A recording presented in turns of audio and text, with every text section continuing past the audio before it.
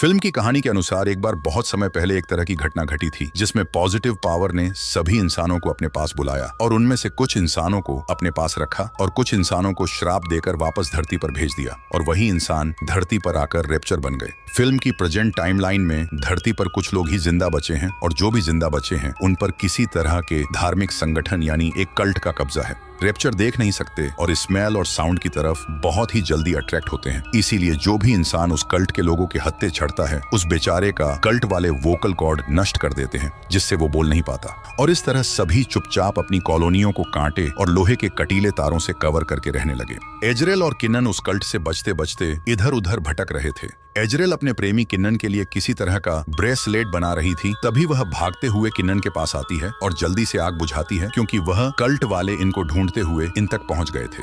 वह बहुत घबराई हुई थी लेकिन किन्नन उसे शांत करता है और वही इजराइल वह ब्रेसलेट किन्नन को पहना देती है, लेकिन तभी वह कल्ट वाले आ जाते हैं। इसलिए किन्नन इजराइल को कहता है कि हम दोनों ऑपोजिट डायरेक्शन में भागते हैं, इससे शायद हो सकता है हम दोनों बच सकते हैं। लेकिन थोड़ी ही देर में कल्ट वाले दोनों को पकड़कर अलग अलग गाड़ियों की डिक्की में बंद करके ले जाते हैं। कल्ट वाले एजरेल को पकड़कर एक जगह लाते हैं और कुर्सी पर बांध देते हैं। जोशीबिन नाम की औरत इजराइल के पैर पर कट लगाती है जिससे उसके पैर से ब्लीडिंग होने लगती है। इसके बाद में वह कल्ट वाले इजराइल की तरफ पीठ करके हाव हाव हाव करके बोलने लगते हैं। इजराइल देखती है कि एक रैप्चर उसी की तरफ आ रहा है। वह बहुत ज्यादा डर जाती है और अपना पूरा जोर लगाकर कुर्सी से आजाद होने की कोशिश करती है।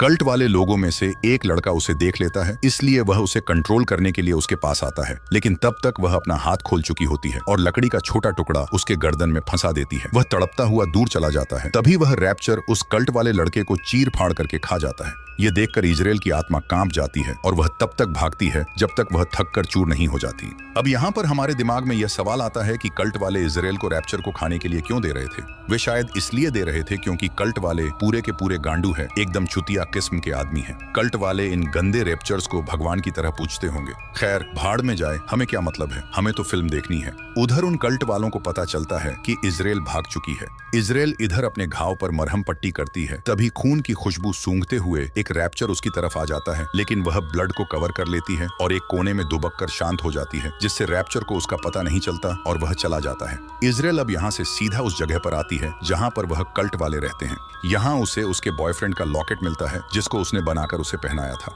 इसका मतलब यह था कि उसके बॉयफ्रेंड को कल्ट वालों ने निपटा दिया है। यहाँ से अंदर चर्च में दिखाया जाता है जहाँ पर एक प्रेग्नेंट लेडी मिरियम सभी को रूल कर रही थी। यहाँ जोशीपीन भी आती है तो प्रेग्नेंट मिरियम उसे छांटा मारती है क्योंकि जोशीपीन इजराइल को मार नहीं पाई थी। तभी जोशीपीन को पता चलता है कि इजराइल इसी चर्च के नीचे है तो वह जल्दी से उस पर टूट पड़ती है, पर इजराइल उससे बचते हुए भाग जाती है। लेकिन सभी कल्ट वाले अपना सायरन बजा देते हैं जिससे सभी को उसका पता चल जाता है और कल्ट वाले उसके पीछे लग जाते हैं। वह जंगल में भटक गई थी, तभी रैप्चर्स उसके पीछे पड़ गए। उनसे बचते हुए वह सड़क पर एक गाड़ी वाले से टकराती है। गाड़ी वाला उसकी मदद करते हुए उसे अपने साथ ले जाता है, लेकिन कुछ ही आगे जाने पर कल्ट वाला एक आदमी गाड़ी वाले को स्नाइपर से हेडशॉट मारकर उसे निपटा देता है, लेकिन वह भी गाड़ी से टकराकर मर जाता है और गाड़ी सामने पुल में जाकर ठुकती है। वह थोड़ी आगे जाती है तो उसका बॉयफ्रेंड किन्नन उसे वहां पर मिलता है। इसका मतलब यह था किन्नन अभी भी जिंदा है, लेकिन यह एक उन कल्ट वालों का इजराइल को फंसाने का एक ट्रैप था जिसमें वह फंस जाती है। तभी वहां पर एक कल्ट का आदमी आता है। वह किन्नन को मारने वाला था कि तभी जोर से हवा चलने लगी और इजराइल रस्सी पकड़कर ऊपर चढ़ने लगी, जिससे उसके हाथ से ब्लीडिंग होने लगी और ब्लड की स्मेल से रैप्चर यहाँ आ गए।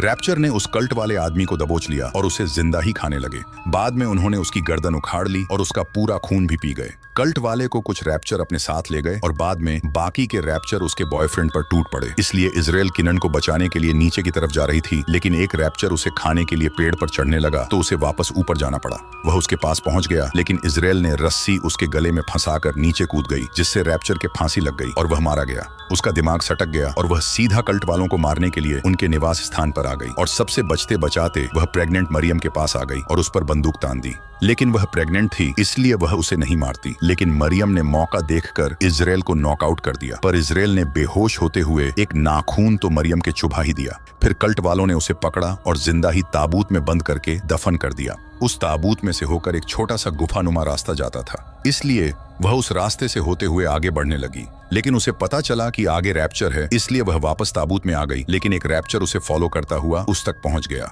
पर उस रैप्चर को इजराइल के खून में मरियम के ब्लड की स्मेल आई, इसीलिए वह उसे बिना खाए ही वापस चला गया। अब वह रैप्चर मरियम के खून को सूंघकर वापस क्यों चला गया, मरियम कौन थी, इसका पता हमें आगे चलेगा। इजराइल ताबूत से बाहर निकली और वापस कल्ट वालों के निवास स्थान जाकर उनके टेंटों में आग लगा दी और हर तरफ त्राहीमाम होने लगा। इजराइल ने कल्ट वालों को गोलियों से धड़ाधड़ भून दिया। गोलियों की बौछार में जोसेफीन भी निपट गई। सबको खर्च करके इजराइल चर्च में गई, जहां पर मरियम ने पीछे से उस पर हमला कर दिया।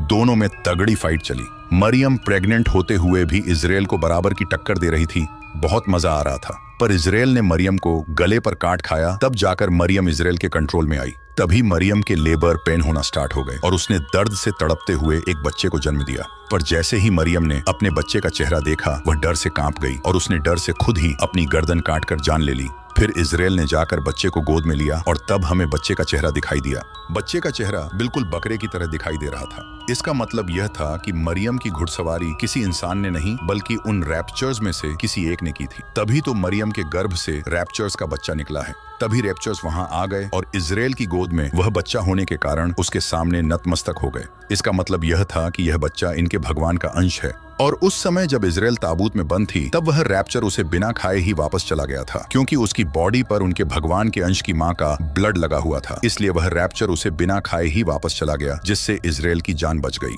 और इन रैप्चर्स को लग रहा था कि उनके भगवान के अंश का जन्म इजराइल के गर्भ से हुआ है, इसलिए यह अब इसके गुलाम बन गए हैं। तभी इजराइल के मासूम चेहरे पर कुटिल मुस्कान आ जाती है। इसका मतलब यह था कि इजराइल अब इन रैप्चर्स के द्वारा पूरी धरती पर राज करने वाली है। और इसी के साथ ये फिल्म समाप्त हो जाती है। अगर फिल्म की बात करें तो फिल्म एकदम गांडू किस्म की है। जिस किसी ने भी इस फिल्म की कहानी को लिखा है, वह खुद गांडू है और इस फिल्म का डायरेक्टर भी गांडू है और हम इसे देखने वाले भी गांडू हैं।